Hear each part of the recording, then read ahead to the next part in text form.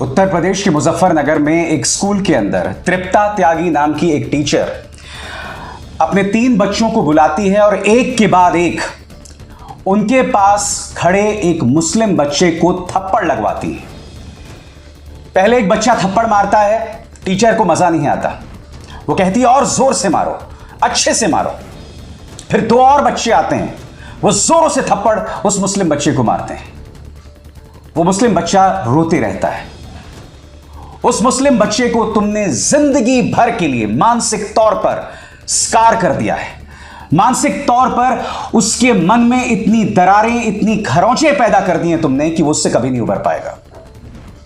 बाप सामने आता है, बाप कहता है कि मैं टीचर पर कोई केस नहीं करूंगा, मामला सुलझा लिया गया है, मैंने अपने बच्चे को स्कूल से बाहर निकाल दिया है, उन्होंने फीस भी माफ कर दी है। मैं इस बात को आगे नहीं बढ़ाना चाहता हूं क्योंकि इससे समाज जो है उसकी शांति भंग होगी। आप जानते हैं, जब यह मामला सामने उभर कर आया तो भारतीय जनता पार्टी के प्रचार तंत्र से जुड़े 2 गुर्गों के ट्वीट्स मैंने पढ़े।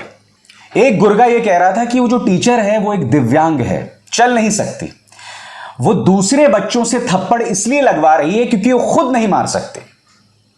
सोच देखिए दोस्तों, इनकी इन अंधभक्तों की सोच देखिए, जिस राजनीतिक विचारधारा में दफन है इनकी सोच देखिए। सबसे पहली बात, कुछ देर के लिए मैं मान भी लूं कि टीचर का मारना सही है। हमारे जमाने में हमारे टीचर्स ने हमें बहुत बुरी तरह से मारा है। आजकल बच्चों को स्कूल में मारा नहीं जाता, गलत समझा जाता है। किसी टीचर को किसी बच्चे को मारने का अधिकार नहीं है, नंबर 1। नंबर 2, वो इस बात को जायज ठहरा रहा है कि टीचर दूसरे बच्चों से उस बच्चे को थप्पड़ लगवा रही है। यह देखिए अपने आप में, यानी कि एक बच्चा जिसकी मजहबी पहचान मुसलमान है उसे तुम खड़ा कर रहे हो क्लास से अलग, और फिर दूसरे बच्चों से उसे थप्पड़ लगवा रहे हो। यानी कि उस बच्चे को तुम स्कूल के अंदर, उस क्लास के अंदर, उस समाज के अंदर अलग थलग कर रहे हो, और उस गुर्गे को उसमें कुछ गलत नहीं दिखाई देता है, कुछ भी गलत नहीं दिखाई देता है। जब एक कचरा राजनीतिक विचारधारा आपके दिमाग में भर जाती है ना, तब आप इस तरह से बातें करते हैं। मैं आज आपसे एक बात कहना चाहता हूं, जिन 3 बच्चों ने उस मुस्लिम बच्चे को थप्पड़ मारा, उनके मां बाप को तृप्ता त्यागी के खिलाफ केस करना चाहिए, और मैं बताता हूं क्यों।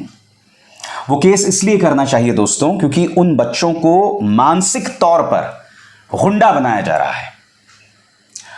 भविष्य में यही बच्चे समाज में जाकर अराजकता मचाएंगे। यह शिक्षा एक टीचर दे रही है, क्योंकि जब उस मुस्लिम बच्चे को थप्पड़ मारा जा रहा था तो एक व्यक्ति उस वीडियो को ले रहा था, क्योंकि वो जो वीडियो लीक हुआ है, जाहिर सी बात है एक व्यक्ति उस वीडियो को लीक कर रहा था। यानी कि एक क्लास के अंदर मानसिक तौर पर आप रोगी बनाने का एक पूरा प्लान बना रहे हैं। सारे बच्चे इस माहौल में यही सीखेंगे कि आप ही के देश के एक नागरिक को इस तरह से जो है बेइज्जत किया जाए, उसे मारा जाए, पीटा जाए। उस पर टीचर भी हंस रही है, वीडियो लेने वाला भी हंस रहा है। ये इतने बेशर्म हैं कि उस वीडियो को लीक भी कर दिया गया। इन्हें इस बात की शर्म नहीं थी कि इसके जरिए तुम्हारी इंसानियत पर कितना बड़ा सवाल होगा कि तुम इस वीडियो को लीक कर रहे हो। और आप जानते हैं, कल ट्विटर पर मैंने कुछ ट्वीट्स किए इस घटना को लेकर, तो मैंने देखा कि मोदी जी का एक परम भक्त आकर मेरे ही ट्वीट के नीचे कमेंट करता है कि यह सब इसलिए हो रहा है क्योंकि तुम्हारे जैसे पत्रकार जो हैं हिंदुओं पर दोष मढ़ते हैं। सबसे पहली बात, मैं ये जो 2 रुपल्ली ट्रोल्स हैं इन्हें चुनौती देता हूं, मेरा एक वीडियो बता दो जिसमें मैंने किसी भी घटना के लिए हिंदुओं पर दोष मढ़ाओ, हिंदुओं पर दोष मढ़ाओ। भारतीय जनता पार्टी पर मढ़ता रहता हूं क्योंकि सरकार है, मौजूदा बीजेपी जो है वो जहरीली राजनीति करती है, तो मैं इस मंच पर उनके खिलाफ आवाज उठाता रहूंगा, उनकी घटिया निचली राजनीति के खिलाफ आवाज उठाता रहूंगा। भारतीय जनता पार्टी का मतलब हिंदू नहीं है। और सबसे बड़ी बात, मैंने इसी मंच पर कई बार कहा है कि मेरी जद्दोजहद मुसलमानों को बचाने के लिए नहीं है। मैं आपके सामने एक पत्रकार के तौर पर रूबरू होता हूं, इस देश के नागरिक के तौर पर रूबरू होता हूं, और अगर दोनों धर्मों में अगर किसी को मैं बचाने का प्रयास कर रहा हूं तो सही मायने में इस देश की बहुमत वाली आबादी यानी कि हिंदुओं को बचाने की कोशिश कर रहा हूं। क्यों? क्योंकि मौजूदा भारतीय जनता पार्टी की जो राजनीति है, जो सोच है, वो आपको दंगाई बना रही है। इनके बड़े बड़े नेता मंचों पर खड़े होकर जिस तरह के भाषण देते हैं, उनसे इंस्पायर होकर आपकी नसों में सिर्फ जहर भर रहा है। अगर मेरी कोई जद्दोजहद है तो वो तो हिंदुओं की आत्मा बचाने की जद्दोजहद है कि आप और आपके बच्चे दंगाई न बन जाएं, आप और आपके बच्चे इस समाज के अंदर अराजक तत्व ना बन जाएं। अगर मेरी कोई जद्दोजहद है जो मैं लगातार करते रहता हूं, अपने ब्लड प्रेशर को हाई करके लगातार उन मुद्दों को आप तक लाते हुए, अगर मैं तमाम बातें कर रहा हूं तो हिंदू के हित में कर रहा हूं, ताकि आप दंगाई ना बन जाएं। आप जानते हैं सबसे शॉकिंग बात यह है कि यह मुद्दा सामने आता है और पुलिस का एक बहुत ही हल्का सा बयान सामने उभर कर आता है। यहीं पर अगर निशाने में कोई हिंदू लड़का होता तो अब तक उस टीचर के घर पर बुलडोजर चल गया होता, क्योंकि बुलडोजर इनकी राजनीति का प्रतीक है। हालांकि मेरा मानना है बुलडोजर किसी पर नहीं चलना चाहिए। अदालतें हैं, अदालतों को उनका काम करने दीजिए। पुलिस का निहायत ही हल्का बयान, मैं चाहूंगा आप सुने कि किस तरह की बातें कर रही है पुलिस। सुनिए।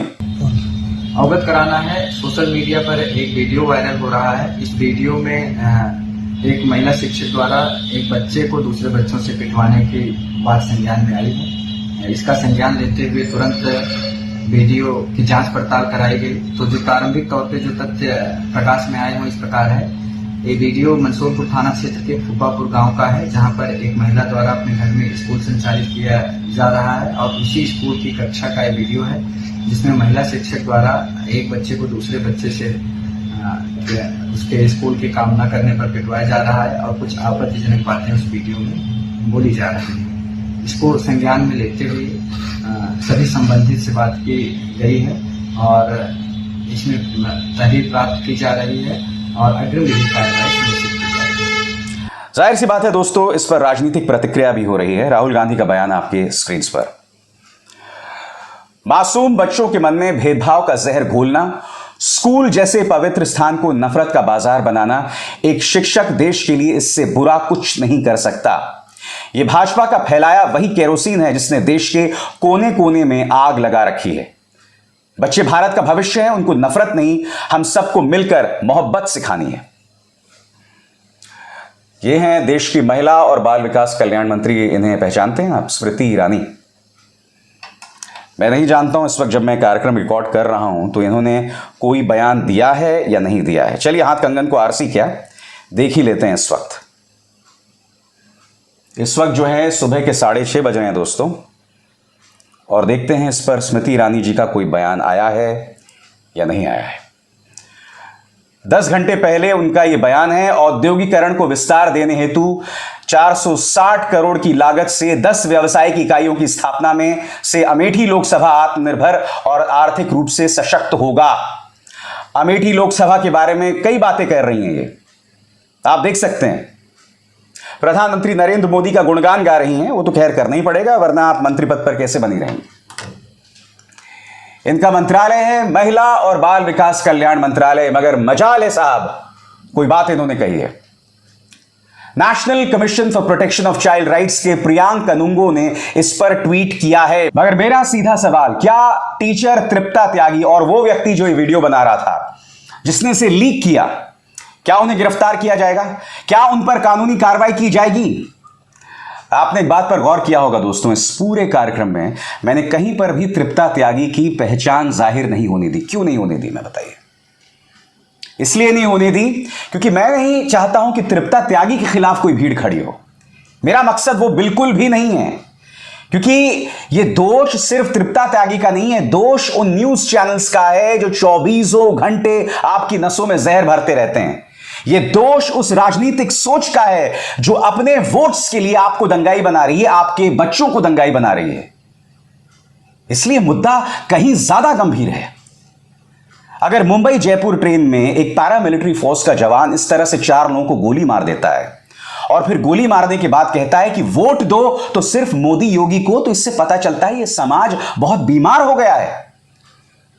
इस समाज का इलाज जो है सिर्फ एक टीचर को गिरफ्तार करने से नहीं होगा या एक पैरामिलिट्री फोर्स के जवान पर दबिश डालने से नहीं होगा, उसे कानून के कटघरे में डालने से नहीं होगा। इसका व्यापक इलाज की जरूरत है।